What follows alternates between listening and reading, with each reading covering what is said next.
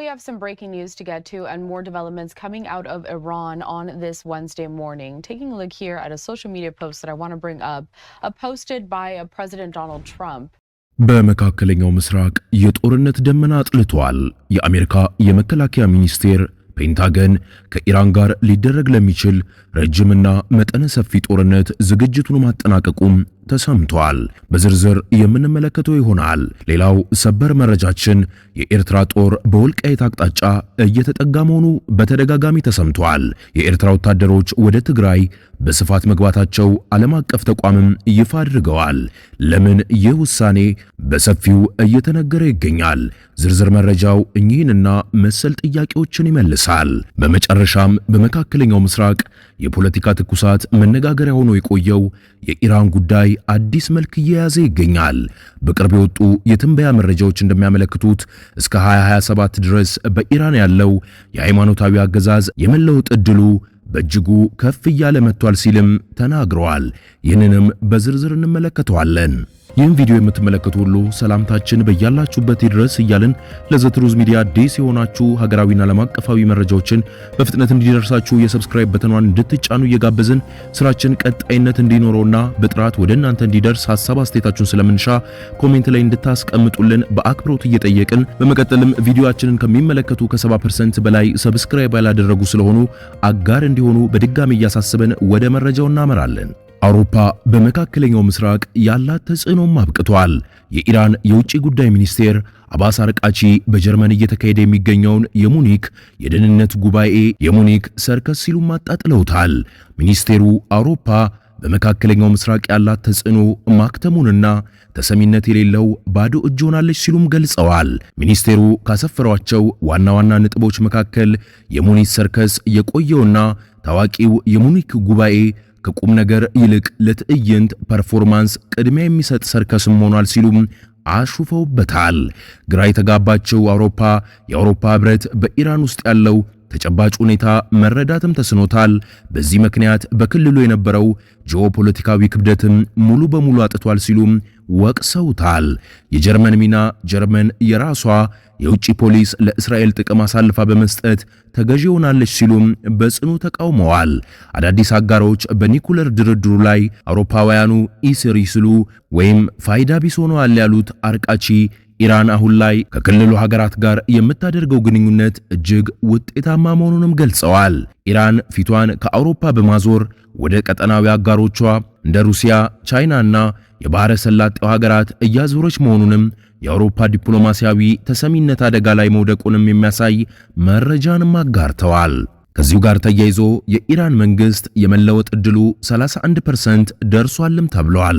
በመካከለኛው ምስራቅ የፖለቲካ ትኩሳት መነጋገሪያ ሆኖ የቆየው የኢራን ጉዳይ አዲስ መልክም እየያዘ ነው።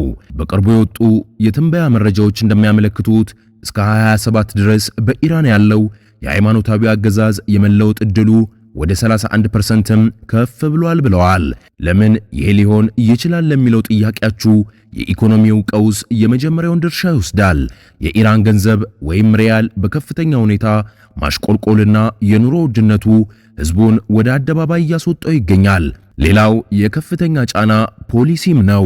የአሜሪካው ፕሬዝዳንት ትራምፕ በኢራን ላይ የጣሉት ጠንካራ ማዕቀብና በኒኩለር ተቋሞቿ ላይ የተሰነዘረው ጥቃት መንግስቱን ክፉኛ አዳክሞታል። በሶስተኛነት ደረጃ የመሪነት ሽግግር ስጋትም ነው። የ86 ዓመቱ ጠቅላይ መሪ አያቶላ አሊ ካሚኔ የጤና ሁኔታና ተተኪ ያለመኖሩ በገዢው ፓርቲ ውስጥ መከፋፈል ሊፈጥር እንደሚችልም በሰፊው ተገምቷል። በመጨረሻም እንደ ተንታኞች እይታ ምንም እንኳን እድሉ ወደ 31% ቢያድግም የኢራን አብዮታዊ ዘበኛ አይአርጂሲ አሁንም በጠንካራ ሁኔታ መንግስቱን እየጠበቀ በመሆኑ ለውጡ በቀላሉ ይመጣል ማለት እንዳልሆነም ይናገራሉ። ይሁንና የ2026ቱ የፖለቲካ አየር ለኢራን አገዛዝ እጅግ ፈታኝ እንደሚሆንም ስምምነትም አለ።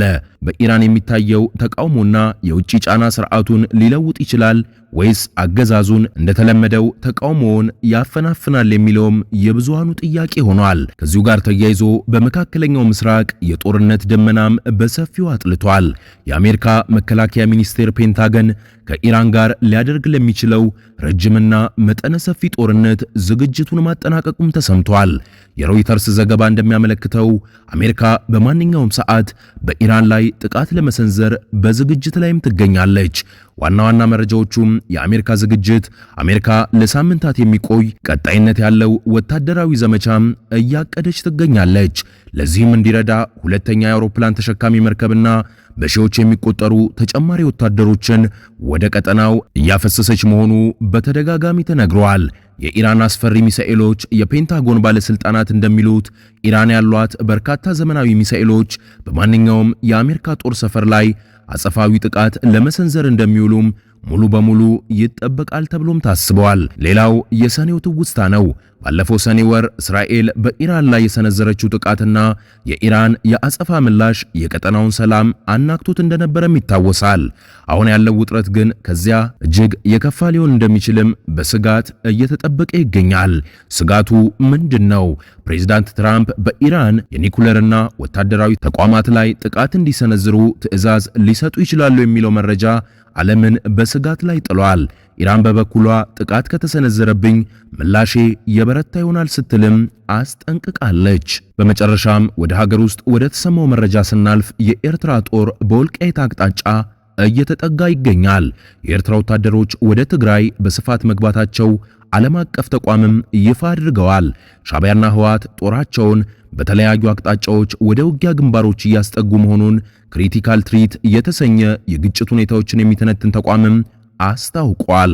በኢትዮጵያ መንግስት ላይ ጦርነት ለመክፈት የተስማሙት ሁለቱ ኃይሎች በዋናነት በሁለቱ አቅጣጫዎች ጦራቸውን ወደ ድንበር አንቀሳቅሰዋልም ሲል ገልጿል። ህወሓት ወደ አማራና አፋር አዋሳኝ አካባቢዎች ኃይሉንም አስጠግቷል። በሌላ በኩል ሻዕቢያ ጦሩን ያስጠጋበት አንደኛው ግንባር ኢትዮጵያ ኤርትራና ሱዳን በሚዋሰኑበት በወልቃይት በኩል መሆኑን የክሪቲካል ትሪት ሪፖርትም ያመላክታሉ። የኢሳያስ አፈወርቂ አስተዳደር በወልቃይት በኩል ከተከዜ በቅርብ ርቀት ላይ ማስፈሩን የተቋሙ ሪፖርትም ያመላከተ ሲሆን በዚያው አቅራቢያ የህወሓት አርሚ 7 ታንክን ጭምር ታጥቆ ሸረሪና ላይ በተጠንቀቅ ቆሟል።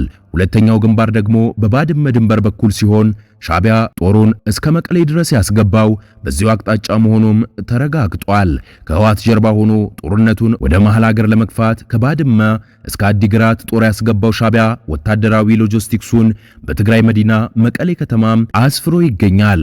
የሻዕቢያ ጦር መቀሌ መድረሱ አዲስ ይፋ ባደረገው መረጃ ያረጋገጠው ክሪቲካል ትሪት በአካባቢው ወታደራዊ ተሽከርካሪዎች እንቅስቃሴ መኖሩንም አክሎ ጠቁሟል። ህወሓት ወደ አማራና አፋር አዋሳኝ አካባቢ ያለ የሌላ ኃይሉን ሰብስቦ ሲያስጠጋ ሻዕቢያም ከጀርባው በታንክ የታጀበ ጦር ከባድመ እስከ አዲግራት እያስገባም ነው ተብሏል።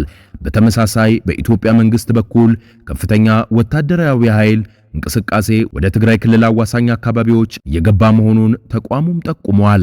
ከፋኖ አማጺዎች ጋር ውጊያ ላይ የነበረው መከላከያ ሰራዊት ከሰሞኑ ከአንዳንድ የአማራ ክልል አካባቢዎች ለቆ ወደ ትግራይ አዋሳኝ ቦታዎችና ወደ ኤርትራ ድንበር እየተጠጋ መሆኑም ተሰምቷል።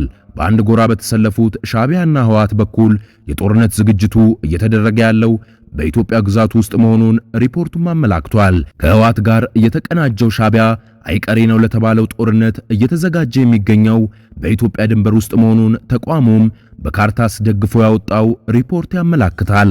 የዘትሩዝ ሚዲያ ቤተሰቦቻችን ለሰዓቱ ያዝንላችሁ ትኩስ መረጃ ይህንን ይመስል ነበር።